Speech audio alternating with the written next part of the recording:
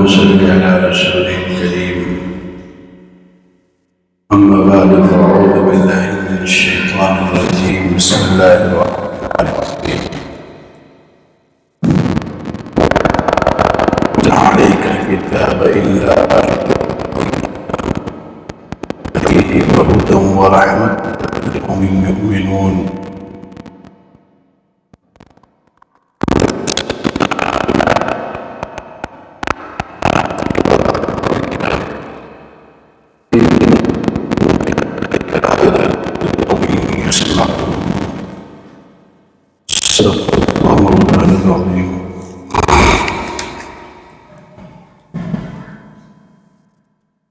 میرے محترم بزرگوں اور دوستوں اور ساتھیوں، اللہ تعالیٰ نے قرآن کریم کی ان آیات میں اس بات کا تذکرہ فرمایا کہ اللہ کے بندے اور رسول ہر امت کے ہر علاقے کے لوگوں کے پاس اور ہر جگہ ہر قریہ میں جاتے رہے اور ان کو اللہ کی طرف بلاتے رہے، انہیں دین کی دعوت دیتے رہے. لیکن بہت سے لوگ ایسے تھے جن کے جو روز مرہ کے کام تھے،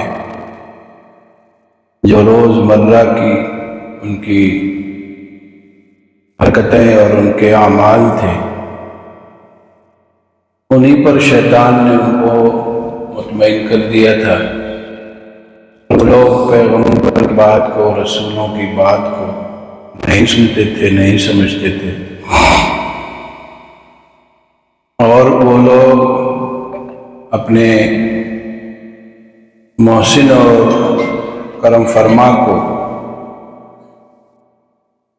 نہ پہچاننے کی وجہ سے یا نفس پرستی کی وجہ سے انہیں تکلیف دیتے، انہیں اذیتیں دیتے، انہیں مارتے پیٹتے، طرح طرح کی ان کے خلاف سازشیں کرتے. وہ یہ سمجھتے تھے کہ یہ ہمارے خلاف آئے ہوئے ہیں، ہمارے پرانے طریق کو یہ برا بھلا کہتے ہیں، ہمارے پرانے مذہب کو یہ برا بھلا کہتے ہیں. اور ان کے وہ پرانا طریقہ جو تھا اس کو شیطان نے انہیں مطمئن کر رکھا تھا. فَزَيَّنَ لَهُمُ الشَّيْطَانُ أَعْمَالَهُمْ، فرمایا ان کے عمل جو تھے ان کو شیطان نے مزین کر دیا تھا. ان کے ذہن و دماغ میں اچھا کام ہے یہ بیٹھا دیا تھا، چنانچہ وہ صحیح راستہ بھی سمجھ نہیں پا رہے تھے. تو من قبل کا آپ سے پہلے جو جماعتیں آئی، رسول اللہ صلی اللہ علیہ وسلم کو خطاب ہے کہ آپ سے پہلے جو لوگ تھے ان کے ساتھ یہ معاملہ رہا، اور من بعد کا بھی وہی رہا. آپ صلی اللہ علیہ وسلم کی حیات میں بھی اور آج آپ کے بعد بھی اور آج بھی جو لوگ جن کاموں میں لگے ہوتے ہیں انہیں جب سمجھائی جاتی ہے، بات بتائی جاتی ہے، ان کو سمجھانے والا، بتانے والا، سکھانے والا کوئی جاتا ہے تو وہ ان کی باتوں کو ناکار دیتے ہیں، انہیں رسوا کرنے کی کوشش کرتے ہیں، انہیں عزت کرنے کی کوشش کرتے ہیں، ان کے بارے میں عجیب عجیب قسم کے تبصرے کرنے لگتے ہیں.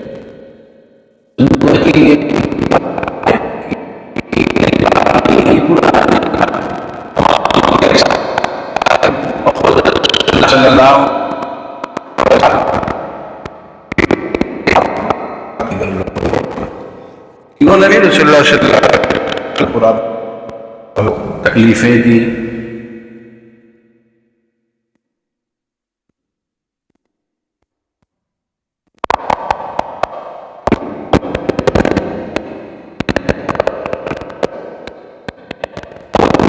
کھانے پینے کی چیزوں کو روک دیا گیا تھا.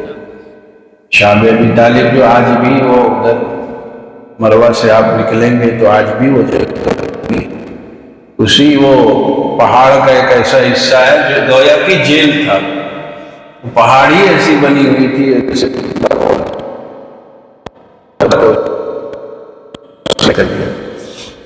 وہاں کچھ بھی نہیں، لوگ اسی میں رہے، پتے بھی کھائے، ہر چیز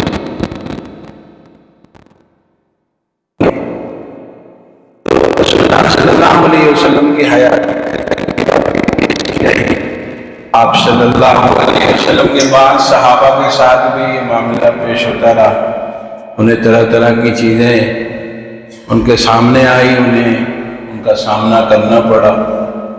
تو یہ آج بھی ہے، آج بھی ایک بڑا طبقہ ہے جو دین کی باتوں کو سمجھنا نہیں چاہتا، بلکہ مذاق اڑا دیتا ہے، مزاح بنا دیتا ہے، دین کی باتیں کہنے والے کو ہی وہ ٹارگیٹ کر دیتے ہیں، حالانکہ ان کے محسنتے چاہیے یہ تھا کہ بات مانی جاتی یا نہ مانی جاتی تو کم سے کم اس پر یہ اپنے کو وہاں جھکاتے، سن کر بات مان لیتے، جری نہ ہوتے، اپنے گناہ کو قبول تو کرتے کہ ہاں ہم غلط ہیں، اپنے اس عمل پہ پشیمان بھی تو ہوتے کہ نہیں ٹھیک بات ہے، یہ ہم تو کر رہے ہیں، توبہ کریں گے اللہ معاف کر دے گا۔ ان کے اندر تو جرأت پیدا ہوتی رہتی ہے، باتیں سمجھائی جاتی ہیں تو جرأت پیدا ہوتی ہے، اس کے خلاف باتیں ہوتی ہیں، اس میں تبصرے ہونے لگتے ہیں۔ جیسے آج کل کا یہ وقت جو چل رہا ہے ہمارے اپنے اس خطے میں، شادیوں کا خوب زیادہ اس وقت ماحول بنا ہوا ہے۔ اب دیکھو سمجھاؤ اسے، شادی سادگی سے کرو، سنے گا نہیں، مانے گا نہیں، اور اگر اس کو کچھ کہہ دیجئے تو کہے گا آپ لوگوں کو کچھ خبر ہی نہیں۔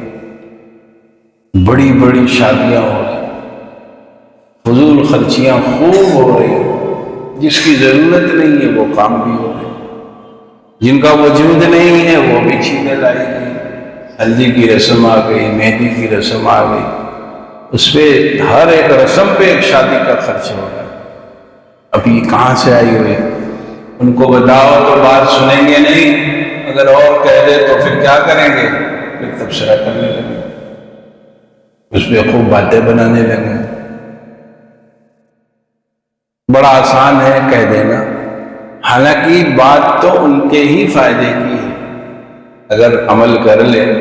شریعت تو آپ کی جیب پر ڈاکہ ڈال نہیں رہی، شریعت تو کہتی ہے اپنا پیسہ بچا کے رکھو، شریعت اتنے نہیں کہہ رہی کہ آپ 200 خرچ کرو، شریعت کہتی ہے 50 روپے میں کام کر لو، کیوں زحمت میں پڑ رہے؟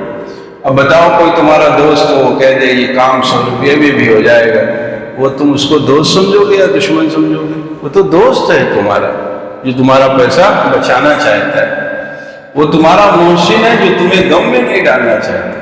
وہ غم میں تو پڑو گے بھائی، پیسہ خرچ کرو گے، قرضہ لو گے، لوگوں سے بھی منگائی کرو گے، پھر پیسہ لا کے خرچ کرو گے، خرچ کے بعد ادائیگی کی فکر اپنے سر پہ اوڑے رہو گے۔ اب اگر شریعت کی بات مان لیتے، اپنے علماء کی بات مان لیتے تو یہ قرض ہونے سے بچ جاتے، نہیں بچ جاتے۔ آپ کو کچھ نہیں کہنا تھا، آپ کو اتنی بات کہنی بھائی ہمیں تو شریعت کی بات پہ عمل کرنا ہے، لوگ ناراض ہوں گے، 2 دن ناراض ہو کے صحیح ہو جاتے ہیں، لیکن آپ نے جو شریعت کے حکم کو توڑا پھر اللہ کی پکڑ آتی، گرفت آتی، اور ہر چیز کا یہ دنیا کا یہ دار جزا ہے نا، یا تو بدلہ ملتا ہے۔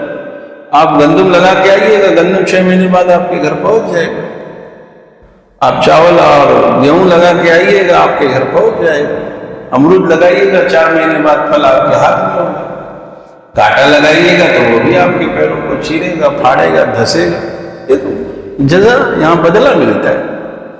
یہاں آپ نے جو شریعت کے حکم کو توڑا تو شریعت کے حکم کو توڑنے اور چھوڑنے کا جو صلہ ملنا ہے وہ تو ملنا یہیں سے شروع ہو جائے گا۔ اور یہ غم آپ پوچھو جو لوگ غیر شرعی شادیاں کرتے ہیں، 1 لاکھ کے مقروض ہو جاتے ہیں،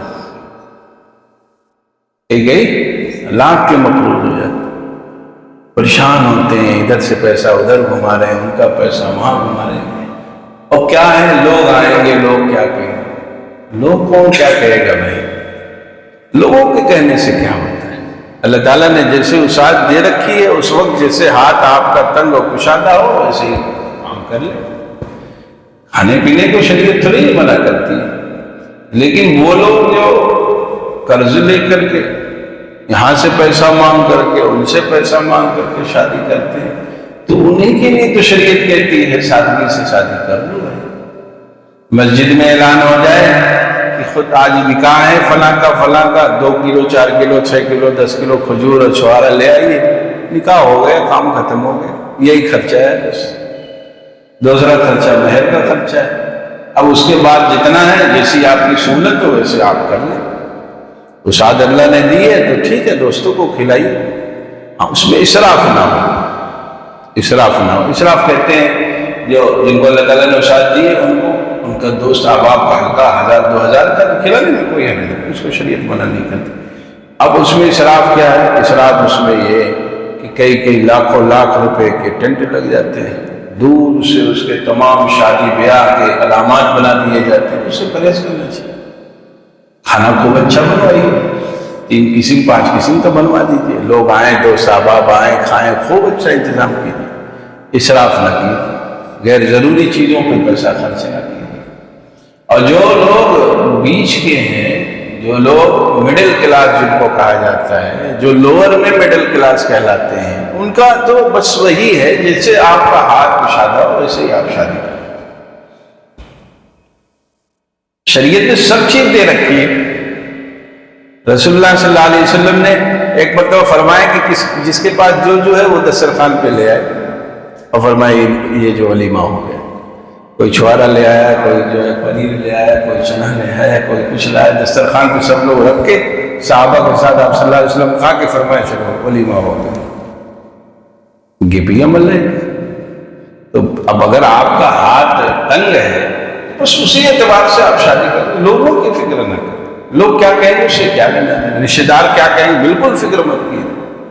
دوسرے ہفتے میں آپ کا رشتے دار وہ ملے گا، وہ کہے گا بہت صحیح آپ نے کام کیا۔ دوسرے ہفتے میں 15 دن سے زیادہ نہیں جائے گا، وہی رشتے دار آپ کو کہے گا بہت اچھا آپ نے کیا، ہم بھی انشاءاللہ ایسے ہی کرتے ہیں۔ جس کا غم آپ کو ستا رہا تھا کہ یہ کیا بولے گا، یہ کیا کہے گا، یہ کیا کہے گا، وہی 20 دن 15 دن مہینہ بعد آپ سے بولے گا آپ نے ایک دم صحیح کام۔ تو اب قرض مت لو، شادیوں پہ قرض مت لو۔ کتنے لوگ ہیں جو بینک سے پیسہ لے لیتے ہیں، ان کی زندگی اجیرن ہو جاتی۔ ابھی جلدی مجھے ایک شخص یہیں ملا، مجھ سے کہنے لگا کہ میں نے پیسہ لے لیا تھا، 8 سال یا 9 سال ہو گیا، جتنا لیا سر اس کا دوگنا تگنا بھر چکا ہوں، لیکن وہ پیسہ آج بھی اتنا ہی بنا ہوا ہے، الگ سے ہر مہینے مجھے وہ بینک والا ڈانٹتا ہے پٹکاتا ہے۔ غریب تھا بیچارہ، 1 لاکھ کے قریب بس رقم لیا تھا، کہہ رہا تھا 2-3 لاکھ دے چکا ہوں اس کو، آج بھی وہ 1 لاکھ اپنی جگہ پہ ہے، اس کے علاوہ وہ سود 2000-3000 روزانہ کمانے والا تھا، ہے بیچارہ وہ، آج بھی وہ پیسہ بھر رہا ہے۔ میں نے کہا ٹھیک ہے بینک والے کو لے آنا، ہم سے ملوانا، تو اس سے بات کریں گے۔ اب سیدھے سادھے بیچارے لوگ ہیں، ڈر رہے ہیں کہ کہہ رہا ہے کہ آپ کا گھر لے لیں گے، اس کو ڈر، جب بہت دھمکی دیا کہ آپ تمہارا گھر لے لیں تب وہ ہم سے ملا۔ ہم نے کہا نہیں ٹھیک ہے اس کو لے آؤ، ہم پوچھتے ہیں وہ آپ سے کیسے لے لے گا، جب جتنا پیسہ دیا اس کا پیسہ لے چکا ہے، پھر آپ سے پھر صرف آپ کے نہ پڑھے لکھے ہونے کا وہ فائدہ، سیدھا سادہ بیچارہ پھیری کرنے والا انسان تھا، اب اس سے تنگ کر رہا تھا۔ کیوں ہوا وہ اس کا شکار؟ یہی لوگ کیا کہیں گے، اس عنوان پہ 1 لاکھ روپیہ 2 لاکھ روپیہ 1.5 لاکھ روپیہ لے لیے۔ نہیں لینا چاہیے، لوگ کیا کہیں گے اس کی فکر بالکل مت کیجیے۔ جتنی اللہ تعالیٰ نے آپ کو ساتھ دی اتنے میں ہی شادی کیجیے۔ محلے میں آپ کے پڑوس میں بڑی شادی جو کیا اس کو مت دیکھو، آپ کے رشتے دار میں جن لوگوں نے شادی کیا ان کو مت دیکھو، بالکل نہیں فکر کرنی چاہیے۔ اور ان لوگوں کو بھی خیال رکھنا چاہیے، ان لوگوں کو بھی جو لوگ ایسی شادیوں میں خوب خرچ کرتے ہیں انہیں بھی یہ خیال رکھنا چاہیے کہ ان کے جو قریبی لوگ ہیں، بھائی ہیں، جو بھتیجے ہیں، جو رشتے دار ہیں، خاندان کے لوگ ہیں، تمہاری شادی کی وجہ سے ان کے اوپر بوجھ نہ پڑنے پائے، ورنہ وہ بھی اسی سماج، اسی معاشرے، اسی خاندان کا حصہ ہیں، انہیں بھی یہ بتانا پڑے گا ہم بھی اسی خاندان کے ہیں، اس بتانے کے چکر میں وہ لاکھوں لاکھ کا مفلوج ہو جائے۔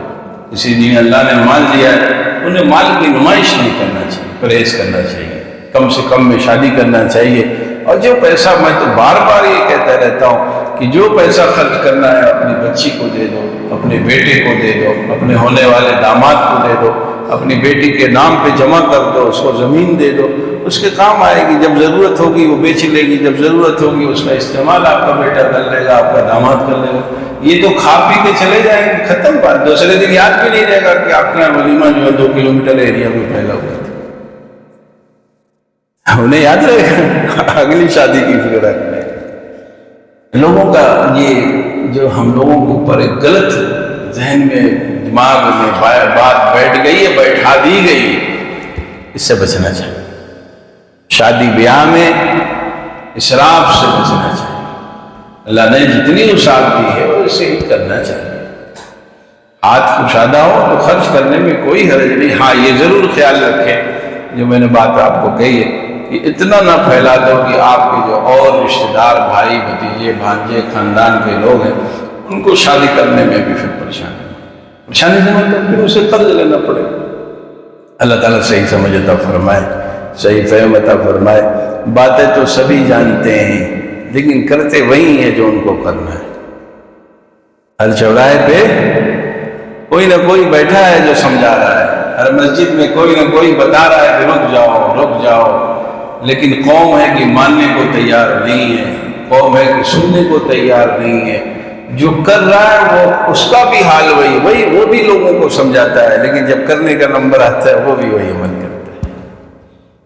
ایسا گرفتار ہے پوری ہماری قوم و سماج، ہمارے لوگ، کہ سب کوئی اسی ریس میں دوڑ رہا ہے، ماننے کو لوگ تیار نہیں، جان سب رہے ہیں، نقصان سب سمجھ رہے ہیں، بہت پیسے خرچ ہو رہے، تھوڑا نہیں خرچ ہو رہے، بے انتہا پیسہ خرچ ہو رہا ہے،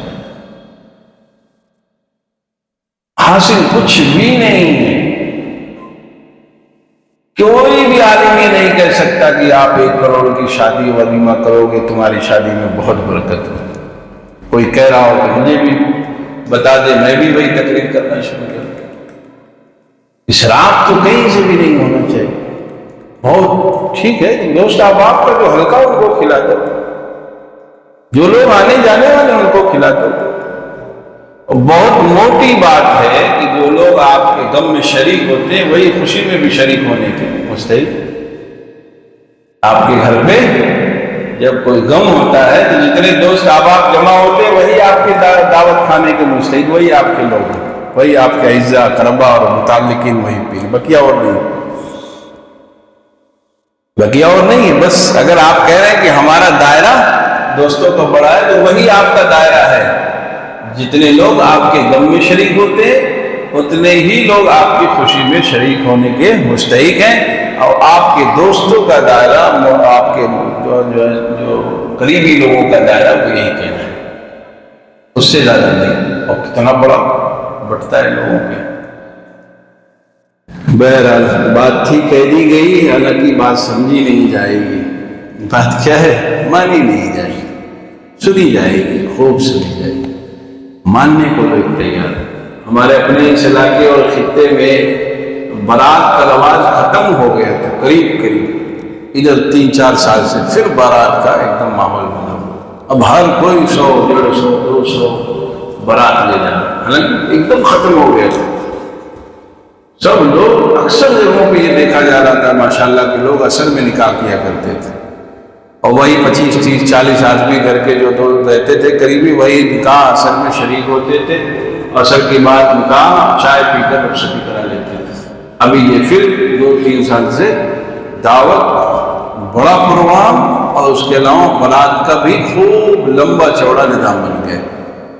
200، 300، 400 لوگ بارات سننے میں آتے ہیں کہ بارات آ رہی۔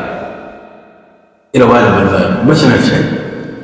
جو پڑھے لکھے لوگ ہیں انہیں ان میں قدم بڑھانا چاہیے، بہت اس میں خصوصی اہم کردار ادا کرنا چاہیے۔ گاؤں محلے میں جو لوگ پڑھے لکھے ہیں، دانشور ہیں، جو اچھی مجلسوں میں رہے ہوئے، جن کو اللہ تعالیٰ نے مال دیا، انہیں اور اس میں آگے بڑھنا چاہیے، تو ان کے اس عمل سے انشاءاللہ بہت قابو پایا جا سکتا ہے۔ ورنہ یہ تو دن بدن بڑھے گا اور بہت بڑھے گا، اور بالکل اس کے اثرات جو ہے، اس کے نتائج اچھے نہیں ہیں۔ صحیح بات بتا رہا ہوں۔ ایک جگہ میں شادی تھی، میں نے منع کیا کہ شادی تھوڑا کم کرو، بہرحال ان کو بھی جوش خروش تھا، سنے نہیں بات کرو، شادی خوب بڑی کر دی، پورے شہر کو کھلانا تھا ان کو۔ مولوی کی بات ویسے بھی لوگ ہلکے ہی میں لیتے، مانتے کہاں، جیسے ہم لوگ کے کوئی سنے گے، تیرے لوگ سن رہے کریں گے سب، اب یہ گھر پہ شادی ہو جائے دیکھو کتنا ہنگامہ کرتا ہو، وہ بھی انہیں میں سے تھا۔ بہرحال بات آئی گئی، شادی بہت بڑی کی، پورا شہر بند جام ہو گیا، بہت ہزاروں ہزار لوگ کھانا کھانے آئے، اور چند دن کے بعد ان کے یہاں پھر حکومت کے لوگ بھی حساب کتاب لینے پہنچ گئے، ہفتہ 10 دن بھی نہیں لگا، حکومت کے لوگ پہنچیں، کیوں نہیں پہنچیں گے؟ حکومت لوگ پہنچیں گے جب آپ کسی چیز کا زیادہ کریے گا، اپنی حیثیت سے زیادہ کیجیے گا، تو پھر حکومت کے لوگ پوچھیں گے ہی پوچھیں گے کہ اتنا کہاں سے آپ کو جوش ولولہ چل رہا ہے، مال کہاں سے آیا؟ حکومت حساب نہ پوچھے گی۔ آپ حکومت کو بتاتے ہیں کہ ہم 100 روپے کے مالک ہیں، اور آپ نے خرچ کر دیا 1 لاکھ 2 لاکھ خرچ کر دیا، تو حکومت پوچھے گی نہیں، اس کے جو شعبے ہیں شعبہ پوچھے گا آپ سے کہ آپ 100 روپے ہمیں بتاتے ہیں یہ ہزاروں ہزار کہاں سے خرچ کر رہے ہیں، پوچھے گا وہ شعبہ، اس کی وہ ذمہ داری ہے، وہی وہ دیکھتے ہیں۔ چند دنوں بعد وہ ملاقات کے لیے لوگ پہنچ گئے حساب کتاب مانگنے کے لیے۔ ایک شرعی حکم چھوڑنے کا کتنا نقصان ہوا، اور جو بڑی شادی کرتے ہیں اس میں 60% لوگ 70% لوگ قرض لیتے ہیں، قرض لیتے ہیں یا پہلے سے مقروض ہوتے ہیں، پہلے سے مقروض ہوتے ہیں۔ پتہ نہیں شادی میں کہاں سے لوگوں کو اتنی انرجی آ جاتی ہے، اتنا جذبہ سخاوت کا پیدا ہو جاتا ہے، سمجھ بھی نہیں آتا۔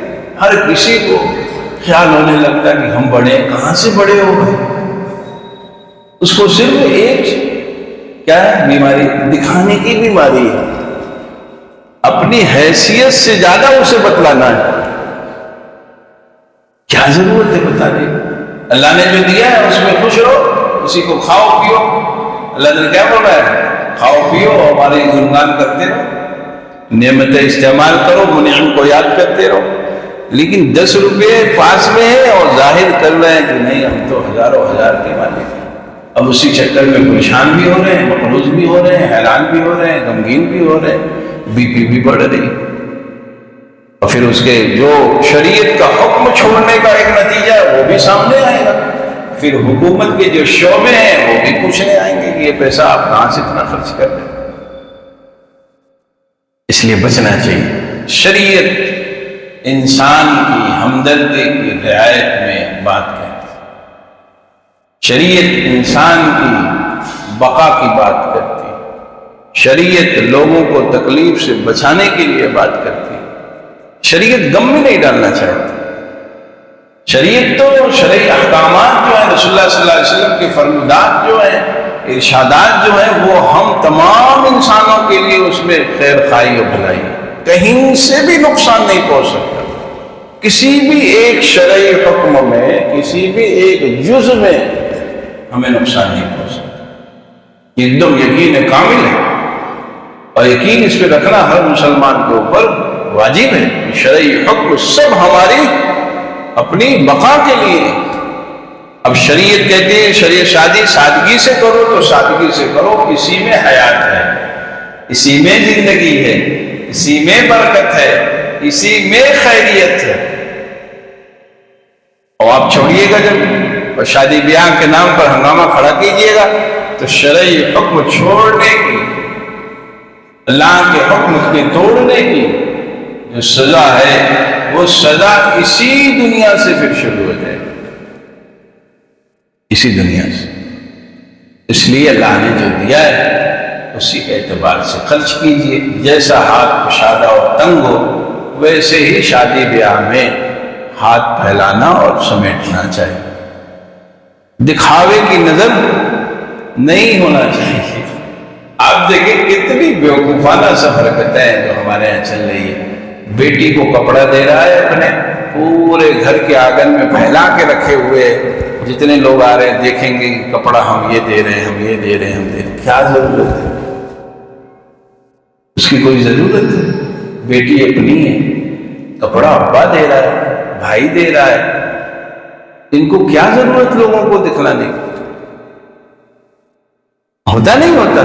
کہتے پورا ایک کمرہ سجایا جائے گا، کیا کیا دیا ہے، چپل سے لے کر کپڑے سے لے کر جو بھی دے گا سب باہر کر دے۔ کیوں دے؟ دکھاوا کیوں ہے؟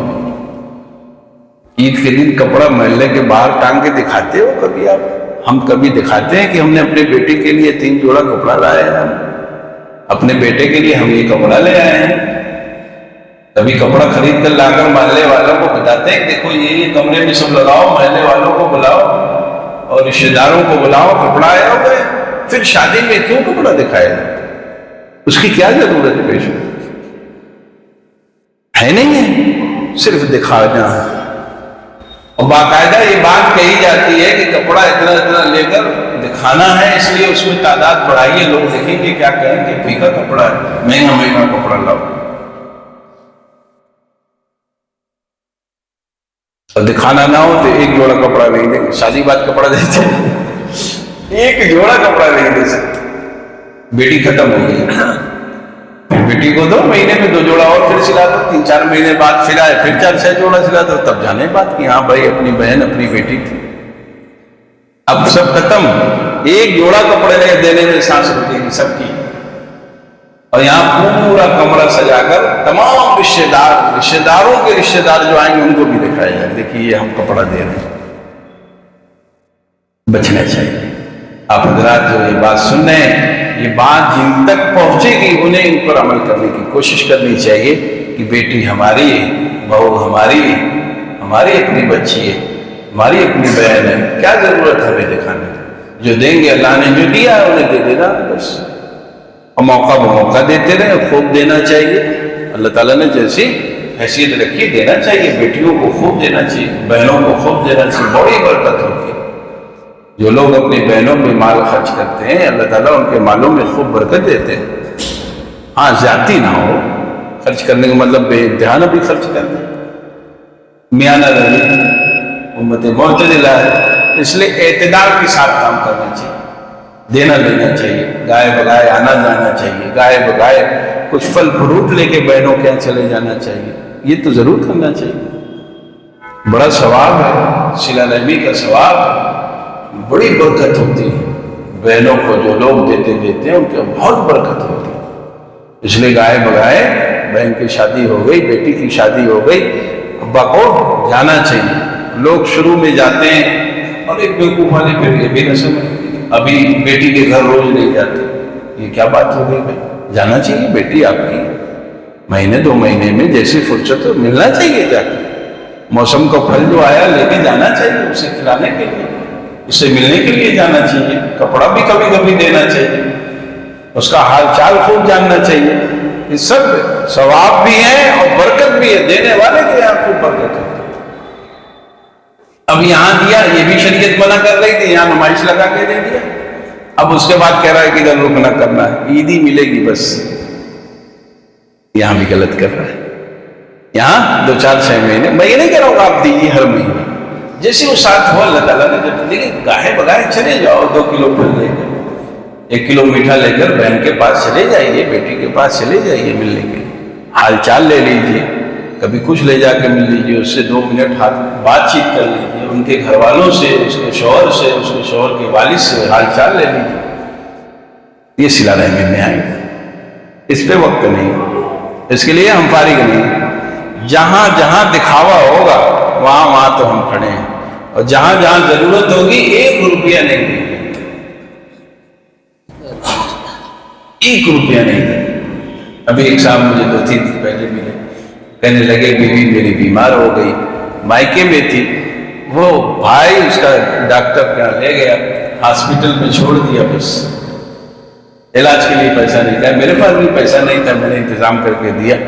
ایسا موقع ہو تو دینا چاہیے، ہاتھ کھڑا کر لیتے ہیں، نہیں اس کا شوہر ہی دے گا، شوہر کو ہی دینا ہے، ایسا نہیں ہے، شوہر کی ذمہ داری ہے، لیکن آپ بھائی ہو، آپ کا بھی تو حق ہے، اگر کبھی آپ کی بیٹی یا بہن بیمار ہو گئی تو اس میں حصہ آپ کو بھی لینا چاہیے، چاہے آپ کے گھر بیمار ہو چاہے اس کے گھر، اسی کے گھر ہو، یعنی اپنے وہ سسرال میں ہو، اگر بیمار ہو گئی اور کسی وجہ سے وہ پریشان ہے تو جیسا اللہ نے آپ کو ساتھ دی اس کی مدد کر دیجیے۔ نہیں ہاتھ تنگ اٹھا لیں گے، اب 1 روپیہ اب نہیں دیں گے، یہاں پہ دیں گے، جہاں نمائش ہوگی لاکھوں لاکھ خرچ کر دیں گے، ارے یہی پیسہ بچا لو، گائے گائے اپنی بیٹی کو دے دو، کبھی کبھی اپنی بہنوں کو دے دو، یہ جو فضول خرچی کرتے ہو اس کو بچاؤ اور اپنی بیٹیوں کو اور اپنی بہنوں پر اس کو خرچ کرو، جب ضرورت دکھے جب لگے تو اس پہ ثواب بھی ملے گا، نعمتوں میں اضافہ بھی ہوگا، اللہ تعالیٰ مال میں خوب برکت دیں گے۔ اور یہ جتنا نام و نمود کے نام پر اور جو سماج اور معاشرے میں چیزیں چل رہی ہے اس کو نبھانے کے نام پر جو غیر شرعی کام ہم کرتے ہیں اس سے بچنے کی کوشش کرنا چاہیے۔ اللہ تعالیٰ ان باتوں پہ عمل کرنے کی توفیق عطا فرمائے۔ وآخر دعوانا